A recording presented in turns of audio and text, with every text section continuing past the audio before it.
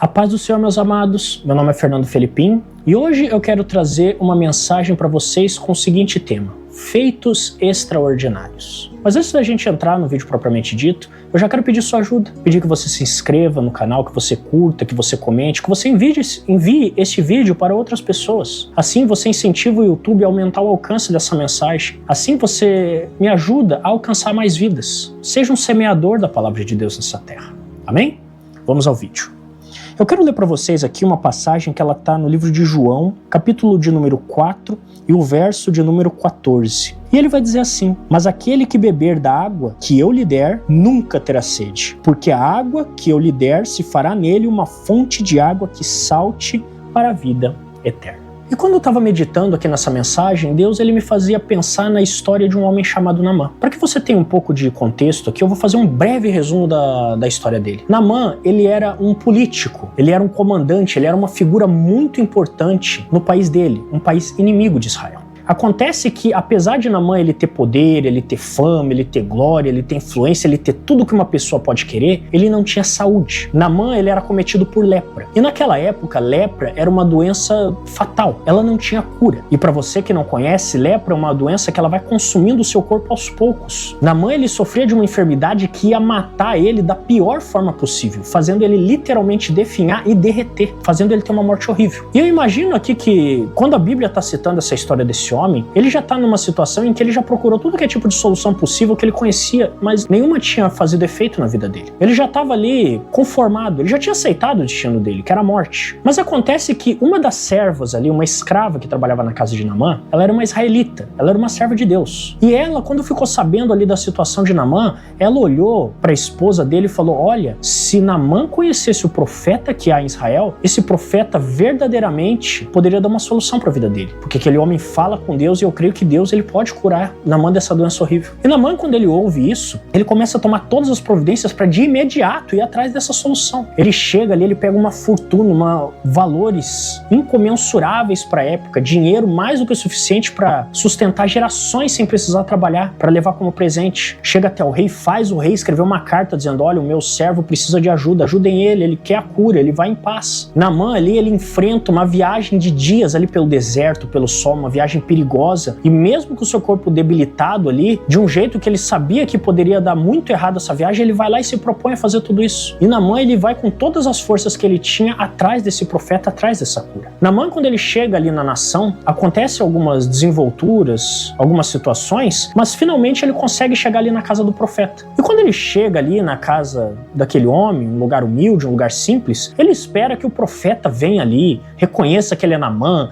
se propõe a ajudar, fique feliz com os presentes que ele trouxe e ore por ele. Mas o que acontece, na verdade, é que sai apenas um servo. Sai ali um jovem, um ajudante, uma pessoa irrelevante ali, politicamente falando. E ele olha e esse jovem fala assim: olha, eu não sou profeta, mas o profeta que está dentro da casa mandou você ir ali naquele rio e tomar banho, mergulhar 7 vezes naquele lugar. E ele diz que na 7ª vez que você tiver mergulhado, você vai ser curado dessa enfermidade. E a Bíblia vai dizer pra gente que Naamã ele ficou furioso. Ele começou a gritar, ele começou a reclamar e falou: olha, eu vim de longe, trouxe presentes maravilhosos. Eu vim aqui pensando que talvez o profeta pelo menos pudesse falar comigo, eu pudesse ver a cara dele, ele pudesse fazer uma oração pedindo a Deus para me ajudar. Mas ele não vem nem me receber, ele não tem apreço, ele não tem cuidado, ele não tem empatia. E que pedido é esse? Determinar que eu vá tomar banho naquele rio sujo ali, cheio de água, barrento? Não! Que coisa nojenta! Na minha terra existem lagos maravilhosos, existem rios maravilhosos. Poderia ter pedido qualquer um deles. E Naamã ali, pontuando tudo isso, ele vai embora bravo, furioso, falando que não vai fazer nada disso. E enquanto ele tá voltando ali para sua terra, um dos servos, uma das pessoas que estava com Naamã, olha lá e chama ele para algum tipo de reflexão. Ele olha e fala: Naamã, se o profeta tivesse pedido qualquer coisa impossível, será que você não faria? Você não moveria céus e terras para fazer o que o profeta disse? O que te custa ali tomar banho nesse rio? E Naamã, depois de pensar um pouco e refletir, fala: é verdade, né? Não vai me custar nada, eu já tô aqui mesmo. E Naamã, ele pega, ele vai até o rio e ele faz assim como o profeta disse. E na 7ª vez que ele mergulha e emerge, a Bíblia vai dizer que a pele de Naamã sai de lá totalmente restaurada, curada. Não tem nenhum tipo de enfermidade, nenhum tipo de defeito, nenhum tipo de doença. A Bíblia, inclusive, compara a pele de Naamã com a pele de um recém-nascido. E quando eu estava meditando sobre isso, Deus ele me fazia pensar sobre os feitos extraordinários. E ele me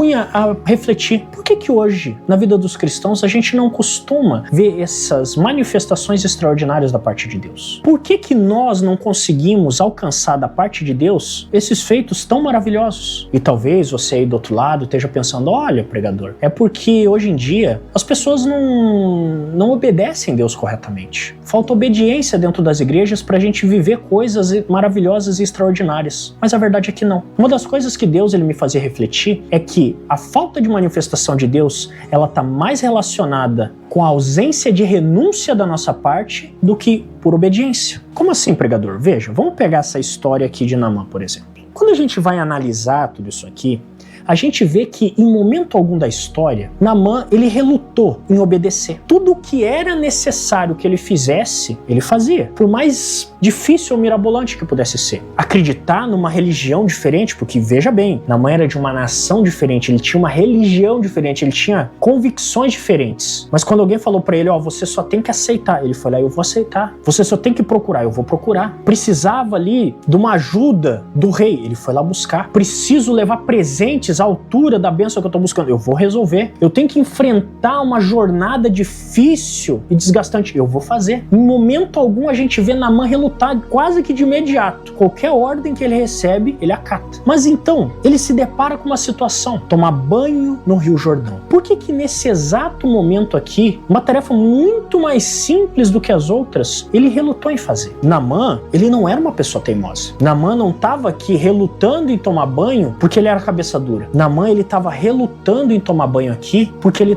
não estava disposto a fazer certas renúncias da vida dele. Como assim, pregador? Veja, todas as vezes que a gente vai ver o dinheiro, o pedido da carta, a viagem, são coisas ali que não afetam Naamã de forma pessoal. Dinheiro ele conseguiria mais. O rei era um amigo, ele podia pedir um favor. Todas essas situações faziam a manutenção do status de Naamã. O grande comandante, o sábio, o forte, o capaz, aquele que toma as coisas na mão e faz acontecer. Nenhuma dessas outras situações que pediram para ele fazer foi de encontro a alguma renúncia dentro do coração. Mas quando Naamã é solicitado a tomar banho num rio sujo, isso ali ia afrontar a dignidade dele. Porque apesar de nós não conseguirmos ver aqui de pronto, dá para imaginar que quando Naamã ele parou ali na frente do rio, ele estava ali com uma roupa adequada a esconder todos os ferimentos dele. As pessoas viam o Naamã forte, o Naamã decente, o Naamã corajoso, um Naamã ali empoderado. Mas quando ele vai entrar no rio, ele tem que tirar toda essa coraça. Ele tem que expor toda a podridão dele. Ele tem que expor suas fraquezas. Ele tem que mostrar o que ele não queria que as outras pessoas conhecessem. Ele não estava aqui lutando só por um pouco de sujeira entrar na pele dele. A relutância dele era o que as pessoas vão falar de mim? Eu vou virar fofoca da cidade? Se isso aqui não der certo, as pessoas vão me tratar como uma chacota. Vão falar das minhas doenças. Pessoas que não conhecem a minha situação vão passar a conhecer. Os outros vão olhar e falar, nossa, você não sabe quão horrível é a situação daquele homem. Pobre homem, enfermo, podre, morrendo. O problema de Naamã aqui não era simplesmente de obediência, mas era de renúncia, de tirar coisas do coração dele. E quando a gente analisa tudo isso e traz para a nossa realidade, a gente consegue chegar numa afirmação muito simples. Simplesmente obedecer a Deus é uma coisa muito fácil. Como assim, pregador? Veja, se eu falar para você ir na igreja, é fácil ir na igreja. Se eu pedir para você me acompanhar numa oração, é fácil você me acompanhar numa oração. Se eu pedir para você me acompanhar enquanto eu vou pregar, enquanto eu vou ministrar uma palavra, é fácil a gente fazer isso. É fácil nós obedecermos a Deus quando isso não traz um confronto direto com a nossa personalidade. O difícil é quando eu peço para você fazer renúncias na sua própria vida. O difícil é quando eu olho para você e falo, leia os 10 mandamentos. Ame a Deus sobre todas essas coisas. Não mate, não roube, não adultere. O difícil é eu falar isso pra você e você olhar pra dentro de si e falar, é verdade, eu gosto de adulterar, eu gosto de roubar, eu gosto de matar, eu gosto de enganar, eu gosto de mentir, eu preciso tirar tudo isso. Isso é muito difícil. E Deus ele começava a me mostrar que é por conta desse tipo de situação, a falta de renúncia,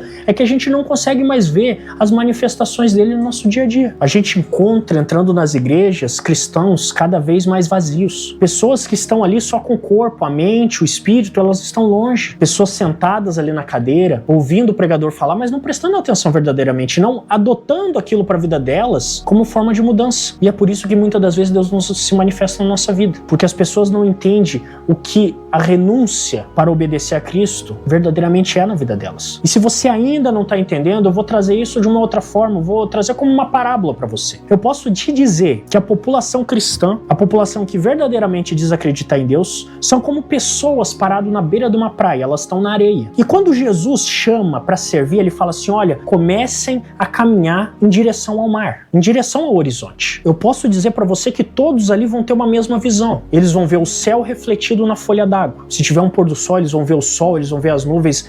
Ninguém vai conseguir ver o que está abaixo daquela água, vai só ver um fio refletindo o céu. E a maioria das pessoas vai começar a caminhar. Só que à medida que essas pessoas começam a caminhar, elas vão tendo novas experienciações. Algumas delas vão chegar com a água na altura do joelho, vão falar, não, já fui demais, tá bom aqui, e vão parar. Outras vão um pouco mais longe, vão chegar ali na cintura e vão falar, não, tá bom aqui, eu me aprofundei demais. Algumas vão até chegar na altura do queixo, na altura da boca aqui com a água. Só que as poucas pessoas que conseguirem chegar com a altura da água na boca, vão olhar e vão falar, eu não posso ir mais à frente, porque senão eu vou morrer. Eu preciso fazer de uma forma em que eu preserve o meu ser, mesmo servindo a Deus. E talvez você esteja pensando, mas qual que é o problema disso, pregador? O problema disso, meu irmão, é que as pessoas nunca vão ver o que há embaixo d'água. Isso por quê? Porque a pessoa que verdadeiramente tem coragem de falar, olha, Jesus mandou eu ir, então mesmo que eu perca a minha vida, eu vou enfiar a cabeça embaixo dessa água. A pessoa que tiver coragem de fazer isso, ela não vai ver só um lugar escuro, ela vai ver um mundo totalmente novo. Ela vai parar de ver aquele céu refletido na água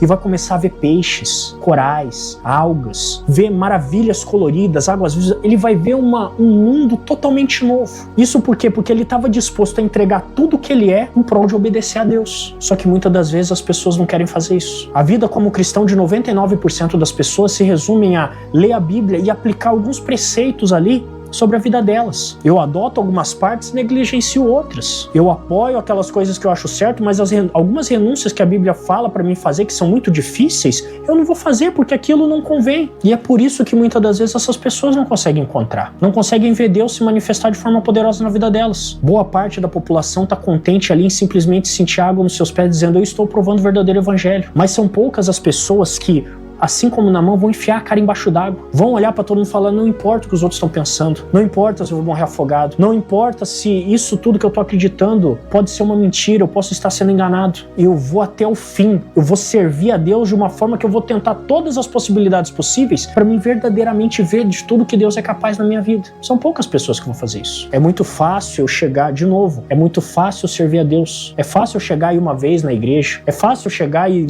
orar a Deus quando eu tô lembrando, é fácil eu procurar Jesus quando eu tô com dificuldade. O difícil mesmo é eu estar lá na minha casa, com o meu relacionamento prosperando, com a minha esposa dizendo que me ama, com a minha TV passando um filme maravilhoso, eu comendo uma pipoca, ou comendo um lanche, aconchegado ali numa cama confortável. É difícil eu olhar nesse momento e falar, Deus é minha prioridade. Eu vou deixar essas coisas para trás e vou servir a Ele. Isso é difícil. E é muitas das vezes umas renúncias que nós não queremos fazer. São prioridades na nossa vida que a gente não quer adotar. Isso por quê? Porque a gente se preocupa tanto em servir a Deus, quanto com a imagem que a gente está passando para as outras pessoas. Muitas das vezes nos acovardamos. A gente chega, por exemplo, numa festa, alguém nos oferece uma bebida alcoólica e a gente fica receoso em negar e falando, não, eu não bebo porque Jesus não gosta. Não gosta que eu me alcoolize. Não gosta que eu me embriague. A gente fica com receio ali de olhar para os nossos amigos ali que são casados, falando, nossa, olha aquela estagiária maravilhosa, bonita, exuberante ali. A gente olhar e falar, ei, você não pode fazer isso. Porque a Bíblia diz que só de olhar para uma mulher e desejar, eu tô adulterando com ela. As pessoas têm receio disso. E ainda assim, querem ver Deus se manifestar na vida delas. Mas sem uma verdadeira renúncia, isso não acontece. E eu posso te garantir, meu irmão, para nós vermos Deus se manifestar poderosamente na nossa vida, a gente tem que estar prontos para aceitar certas afrontas. Porque veja, imagina aqui Naamã agora, de novo, vamos voltar para a história da Bíblia. Imagina Naamã agora,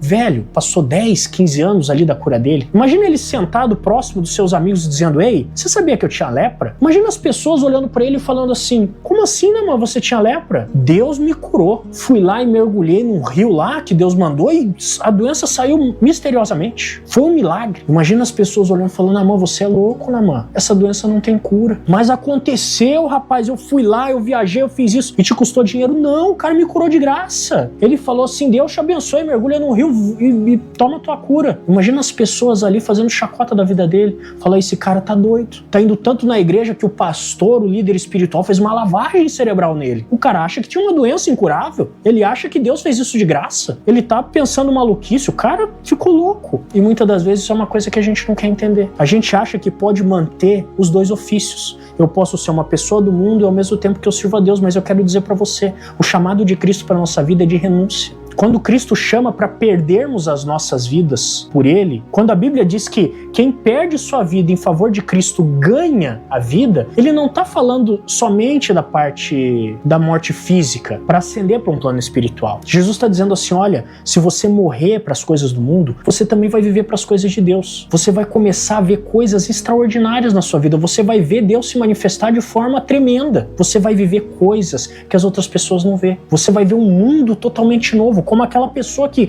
teve a coragem de enfiar a cabeça dentro d'água. Mas nós precisamos estar dispostos ali a fazer certas renúncias da nossa vida. E para encerrar esse vídeo, eu quero trazer para vocês aqui um testemunho que aconteceu na minha vida. Certa feita, eu estava estudando para atingir um certo objetivo. E quando eu estava estudando, eu com uma condição financeira ali bem limitada, eu tinha que sair do serviço e correr para o meu cursinho, correr para minha aula. Só que, nesse tempo de correr, eu ainda tinha que ali buscar minha esposa no serviço. A gente trabalha muito longe da nossa casa. E eu tinha que fazer uma escolha. Pedir a ela que fosse ir de ônibus ou de carro de aplicativo, ou eu deixar o carro lá para ela e ter os meus meios ali para poder chegar no lugar. Por distância, por economia e por conveniência, porque eu me preocupava muito com ela, eu deixava o carro lá no serviço e dava um jeito de ir para minha aula. Só que, quando eu tava ali sempre pedindo um carro de aplicativo, eu tinha um gasto muito grande. Eu gastava ali uns R$8 para ir de Uber, só que só para me ativar a internet para pegar esse carro de aplicativo era R$2. Na época, muitos anos atrás, era um bom dinheiro. Um plano de celular, ele não era uma coisa acessível como hoje. Era uma coisa mais complicada. E eu ficava muito amargurado. Eu olhava assim e falava, nossa, por que é tão caro? Eu uso isso aqui 2 segundos na minha vida só para pedir um carro de aplicativo para ir para outro lugar. E no final do mês, essa conta ficava grande. Porque eu, além de dispor o dinheiro para pagar minhas aulas, além de dispor o dinheiro para conseguir me locomover, me deslocar até a minha aula, eu ainda tinha que pagar uma internet que eu não usava. E certa feita, eu desci ali perto do lugar em que eu estava estudando, eu olhei assim para Deus e falei, Senhor, como eu queria ali que existisse um plano, sabe, que coubesse no meu bolso. Eu coloco R$15 de crédito todos os meses. Eu queria que tivesse um plano, assim, sabe, que o valor fosse R$15, que eu tivesse internet o mês inteiro, nem que essa internet fosse pequena, só para mim pegar esse carro por aplicativo. Porque aí, em vez de gastar R$40, R$50 ali de internet por mês, eu gastaria só 15. Para mim é uma economia muito bem-vinda, porque a minha situação financeira é complicada. E eu posso testemunhar para você que menos de uma semana depois chegou uma mensagem no meu celular, me ofertando um plano exatamente como eu queria. Os mesmos R$15 que eu colocava no mês, eles me ofereceram, olha, você pode ter internet, uma internet pequena de 2 GB por mês, ligações ilimitadas, WhatsApp ilimitado, pelo valor de R$15. E eu fiquei tão feliz com aquilo e eu pude contemplar e entender que Deus, ele não faz somente coisas grandes na nossa vida, mas Deus também se preocupa com os detalhes, com as coisas pequenas. Deus me fez entender ali naquele momento que quando nós nos dispusemos a realmente seguir em frente, não se preocupar se a gente vai morrer afogado caminhando em direção ao Evangelho, se a gente não vai perder nossa vida, perder nosso status, ser chamado e taxado de louco, doente, maníaco pelas outras pessoas, quando a gente para de se preocupar com isso e coloca Deus como prioridade, Deus, ele também começa a se manifestar de forma espetacular nas nossas vidas. E eu quero te chamar neste momento para você ter uma vida diferente, que você possa verdadeiramente fazer certas renúncias dentro do coração que são difíceis, que você possa fazer certas renúncias dentro da sua vida que com certeza são difíceis, mas que são verdadeiramente necessárias, que você possa, assim como Naamã, olhar e negligenciar tudo que vão pensar, o que vão dizer, o que vão falar de você, que você está entrando numa água suja, que você está se portando como bobo, que você está se escandalizando perante as pessoas, que você possa olhar e, assim como Naamã, não se preocupar que 6 vezes você tentou e falhou, mas que você possa focar que alguma hora você vai mergulhar e vai contemplar uma grande visão, que você vai verdadeiramente entender que caminhar em direção ao mar buscando o Evangelho, mesmo que a sua vida esteja em risco, vale muito a pena. Que você possa, nessa noite, nesse dia, buscar Deus de tal forma que as coisas extraordinárias que Deus fazia antigamente pelas pessoas, possa fazer também na sua vida. Não só com as grandes, mas com as pequenas também. Amém? Se você gostou desse vídeo, eu quero pedir de novo a sua ajuda, que você envie essa mensagem para uma pessoa que você acha que vai gostar dela, que você seja um semeador da palavra de Deus nessa terra. Amém? Que Deus abençoe você e a sua família durante toda esta semana.